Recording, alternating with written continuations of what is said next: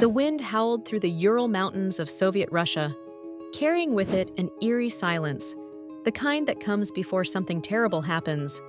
The sky stretched dark and endless over the snow-covered peaks, and in the middle of nowhere, a single tent stood half buried in the frost.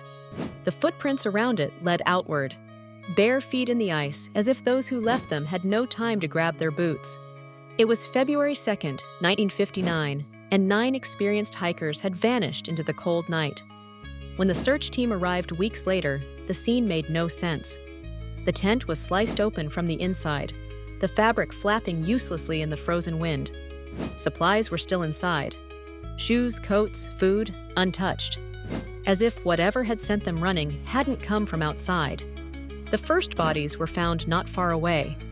2 young men huddled near the remains of a fire. No clothes, no shoes, no signs of struggle. Just frozen corpses, their hands and feet black with frostbite. Their faces locked in an expression of something beyond fear. A little further, 3 more bodies lay sprawled in the snow. One of them was Igor Dyatlov, the leader of the expedition. His head was turned to the direction of the tent, his arms outstretched as if he had been crawling back toward it before he died. The last 4 were discovered 2 months later in a ravine, buried beneath 4 meters of snow. Their bodies were different. Something had crushed them. Their ribs snapped like twigs, skulls caved in from an impact so forceful it was as if they had been hit by a car. But their skin wasn't broken. No external wounds, just shattered bones inside untouched flesh. One woman was missing her tongue and eyes. The investigation only deepened the mystery.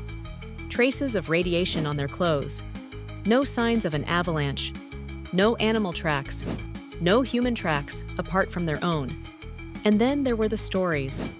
The whispered reports of strange lights in the sky that night.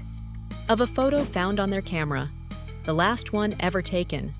A blurry figure, tall and humanoid, standing among the trees. The Soviet government closed the case with a simple, haunting phrase. The hikers were killed by an unknown compelling force. They never said what it was. No one ever will.